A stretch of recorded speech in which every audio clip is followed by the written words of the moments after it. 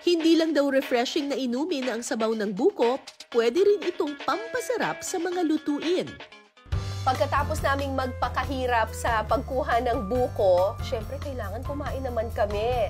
Ano ang pinakamasarap na ulam na may buko? Binakol. Kasama ko dito si Ate Angie.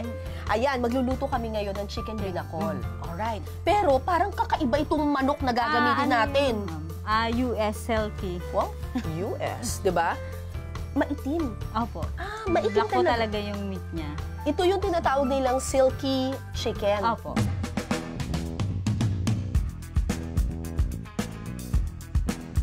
Sa kawali, magigisa ng luya, sibuyas at bawang.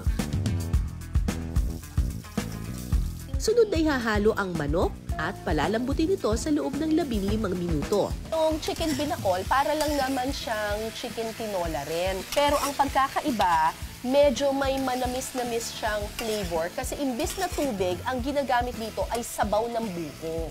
Eh, alam naman natin yung sabaw ng buko, ang sarap nun, di ba? Sunod na ilalagay ang buko juice at tanglad. Titimplahan ito ng asin, paminta at seasoning.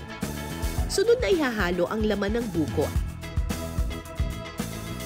at siling haba. At saka pakukuluin ng 10 minuto. Ayan, kulong-kulo na talaga, bonggang-bongga. Huling ilalagay ang dahon ng sili. At maya-maya pa, ready to plate na ang chicken binakol. Luto na ang ating chicken binakol. Talagang nakalagay pa sa sa niyog. Oh.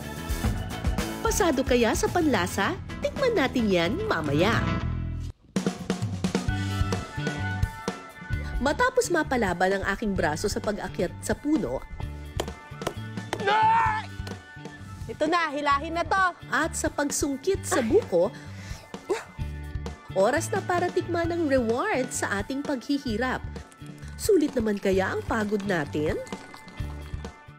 Diba, ang ganda ng presentation. Okay, tikman muna natin yung sabaw.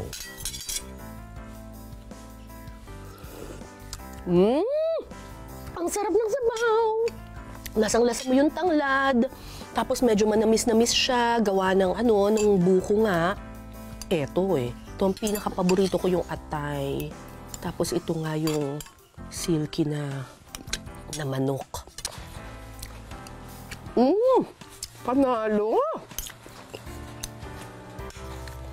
Panalo. Balon-balunan. Sarap. May pa. May pa sabaw. Champion.